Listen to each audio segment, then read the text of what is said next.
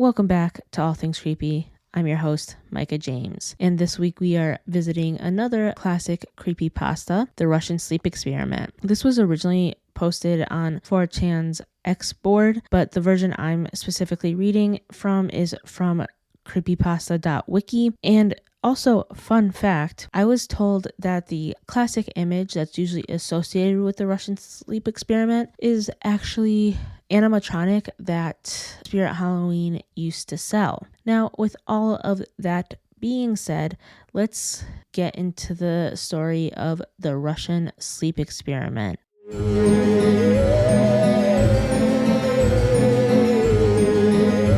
Russian researchers in the late 1940s kept 5 people awake for 15 days using an experimental gas-based stimulant. They were kept in a sealed environment to carefully monitor their oxygen intake so the gas didn't kill them, since it was toxic in high concentrations. This was before closed-circuit cameras, so they only had microphones and 5-inch thick glass porthole-sized windows into the chamber to monitor them. The chamber was stocked with books and cots to sleep on, but no bedding, as well as running water, a toilet, and enough dried food to last all 5 for over a month. The test subjects were political prisoners deemed enemies of the state during World War II. Everything was fine for the first 5 days. The subjects hardly complained, having been promised falsely that they would be freed if they submitted to the test and did not sleep for 30 days. Their conversations and activities were monitored, and it was noted that they continued to talk about increasingly traumatic incidents in their past. The general tone of their conversations took on a darker aspect after the 4-day mark. After 5 days, they started to complain about the circumstances and events that led them to where they were and started to demonstrate severe paranoia. They stopped talking to each other and began alternately whispering into the microphones in one-way mirrored portholes. Oddly, they all seemed to think they could win the trust of the experimenters by turning over their comrades, the other subjects in captivity, with them. At first, the researchers suspected this was an effect of the gas itself. After 9 days, the first of them started screaming. He ran the length of the chamber repeatedly, yelling at the top of his lungs for 3 hours straight, at which point he continued attempting to scream, but was only able to produce occasional squeaks. The researchers postulated that he had physically torn his vocal cords. The most surprising thing about this behavior was how the other captives reacted to it, or rather, didn't react to it. They continued whispering into the microphones until the second of the captives started to scream. The 2 non-screaming captives took the books apart, smeared page after page with their own feces, and pasted them calmly over the portholes. The screaming promptly stopped. So did the whispering into the microphones. After 3 more days passed, the researchers checked the microphones hourly to make sure they were working, since they thought it was impossible that no sound could be occurring with 5 people inside. The oxygen consumption in the chamber indicated that all 5 must still be alive. In fact, it was the amount of oxygen 5 people would consume at a very heavy level of strenuous exercise. On the morning of the 14th day, the researchers did something they said they would not do to get a reaction from the captives. They used the intercom inside the chamber, hoping to provoke any response from the people they were afraid were either dead or vegetables. They announced, "We are opening the chamber to test the microphones. Step away from the door and lie flat on the floor or you will be shot. Compliance will earn one of you your immediate freedom." To their surprise, they heard a calm voice respond in a single phrase, "We no longer want to be freed." Debate broke out among the researchers and the military forces funding the research. Unable to provoke any more response using the intercom, it was finally decided to open the chamber at midnight on the 15th day. The chamber was flushed of the stimulant gas and filled with fresh air, and immediately voices from the microphones began to object. 3 different voices began begging, as if pleading for the life of loved ones, turned the gas back on. The chamber was opened and soldiers were sent in to retrieve the test subjects. They began to scream louder than ever, and so did the soldiers when they saw what was inside. 4 of the 5 subjects were still alive, although no one could rightly call the state of any of them in life. The food rations past day 5 had not been so much as touched. There were chunks of meat from the dead test subject's thighs and chest stuffed into the drains in the center of the chamber, blocking it and allowing 4 inches of water to accumulate on the floor. Precisely how much of the water on the floor was actually blood was never determined. All 4 surviving test subjects also had large portions of muscles and skin torn away from their bodies. The destruction of flesh and exposed bone on their fingertips indicated that the wounds were inflicted by hand, not with teeth as the researchers initially thought. Closer examination of the position and angles of the wounds indicated that most, if not all of them, were self-inflicted. The abdominal organs below the ribcage of all 4 test subjects had been removed. While the heart, lungs, and diaphragm remained in place, the skin and most of the muscles attached to the ribs had been ripped off, exposing the lungs through the ribcage. All the blood vessels and organs remained intact, but had been taken out and laid on the floor, fanning around the eviscerated but still living bodies of the subjects. The digestive tract of all 4 could be seen to be working, digesting food. It quickly became apparent that they were digesting what was their own flesh that they had ripped off and eaten over the course of days. Most of the soldiers were Russian special operatives at the facility, but still, men refused to return to the chamber to remove the test subjects. The subjects themselves continued to scream to be left in the chamber and begged and demanded that the gas be turned back on, lest they fall asleep. To everybody's surprise, the test subjects put up a fierce fight in the process of being removed from the chamber. One of the Russian soldiers died from having his throat ripped out, and another was gravely injured by having his testicles ripped off and an artery in his leg severed by one of the subject's teeth. Another 5 of the soldiers lost their lives, if you count the ones that committed suicide in the weeks following the incident. In the struggle, one of the 4 living subjects had his spleen ruptured and bled out almost immediately. The medical researchers attempted to sedate him, but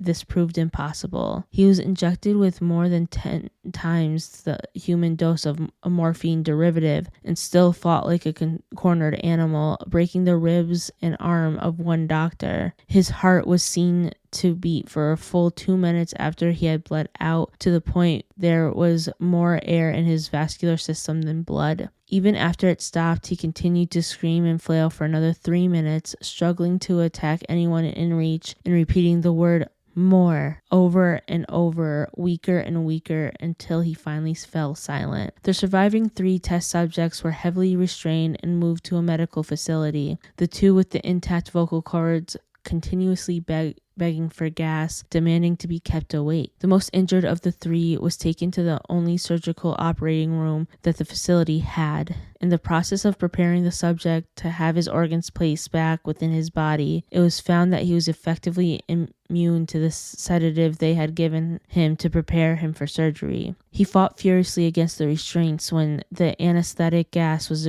brought out to put him under. He managed to tear most of the way through the 4-inch wide leather strap on one wrist, even through the weight of a 200-pound soldier holding that wrist. It took only a little more anesthetic than normal to put him under, and the instant his eyelids fluttered and closed, his heart stopped. In the autopsy of the test subject that died on the operating table, it was found that his blood had tripled the normal level of oxygen. The muscles that were still attached to his skeleton were badly torn, and he had broken 9 bones in his struggle to not be subdued. Most of them were from the force of his own muscles had exerted on them. The second survivor that had been the first group of 5 to start screaming. His vocal cords destroyed, he was unable to beg or object to the surgery, and he only reacted by shaking his head violently in disapproval when the anesthetic gas was brought near him. He shook his head yes when someone suggested, reluctantly, that they should try the surgery without anesthetic, and did not react for the entire 6-hour procedure of replacing his abdominal organs and attempting to cover them with what remained of his skin. The surgeon presiding stated repeatedly that it should not be medically possible for the patient to still be alive. One terrified nurse assistant assisting the surgery stated that she had seen the patient's mouth curl into a smile several times whenever his eyes met hers. When the surgery ended, the subject looked at the surgeon and began to wheeze loudly, attempting to talk while struggling. Assuming this must be something of drastic importance, the surgeon had a pen and a pad fetched so the patient could write his message. It was simple: keep cutting. The other 2 test subjects were given the same surgery, both without anesthetic as well, although they had to be injected with a paralytic for the duration of the operation. The surgeon had found it was impossible to perform the operation while the patients laughed continuously. Once paralyzed, the subjects could only follow the intending researchers with their eyes. The paralytic cleared their system in an abnormally short period of time, and they were soon trying to escape their bonds. The moment they could speak, they were again asking for the stimulant gas. The researchers tried asking why they had injured themselves, why they had ripped out their own guts, and why they wanted to be given the gas again. Only one response was given: I must remain awake. All 3 subjects' restraints were reinforced and they were placed back into the chamber, awaiting determination as to what should be done with them. The researchers, facing the wrath of their military benefactors for having failed the stated goals of their project, considered euthanizing the surviving subjects. The commanding officer, an ex-KGB, instead saw potential and wanted to see what would happen if they were put back on the gas. The researchers strongly objected, but were overruled. In preparation for being sealed in the chamber again, the subjects were connected to an EEG monitor and had their restraints padded for long-term confinement. To everyone's surprise, all 3 stopped struggling the moment it was let slip that they were going back on the gas. It was obvious that, at this point, all 3 were putting up a great struggle to stay awake. One of the subjects that could speak was humming loudly and continuously. The mute subject was straining his legs against the leather bonds with all his might, first left, then right, then left again for something to focus on. The remaining subject was holding his head off his pillow and blinking rapidly. Having been the first to be wired to the EEG machine, most of the researchers were monitoring his brain waves in surprise. They were normal most of the time, but sometimes flatlined inexplicably. It looked as if he were repeatedly suffering brain death before returning to normal. As they focused on paper scrolling out of the brainwaves monitor, only one nurse saw the man's eyes slip shut at the same moment his head hit the pillow. His brainwaves immediately changed to that of deep sleep, then flatlined for the last time as his heart simultaneously stopped. The only remaining subject that could speak started screaming to be sealed in now, his brainwaves showing the same flat lines as the one who had just died from falling asleep. The commander gave the order to seal the chamber with both subjects inside, as well as 3 researchers. One of the named 3 immediately drew his gun and shot the commander point blank between the eyes, then turned the gun on the mute subject and blew his brains out as well. He pointed the gun at the remaining subject, still restrained to the bed, as the remaining members of the medical and research team fled the room. I won't be locked in here with these things. Not with you, he screamed at the man strapped to the table. What are you? He demanded. I must know. The subject smiled. Have you forgotten so easily? The subject asked. We are you. We are the madness that lurks within you all, begging to be free at every moment in your deepest animal mind. We are what you hide from in your beds every night. We are what you sedate into silence and paralysis when you go to the nocturnal haven where we cannot tread. The researcher paused, then aimed at the subject's heart and fired. The EEG flatlined as the subject weakly choked out, so nearly free.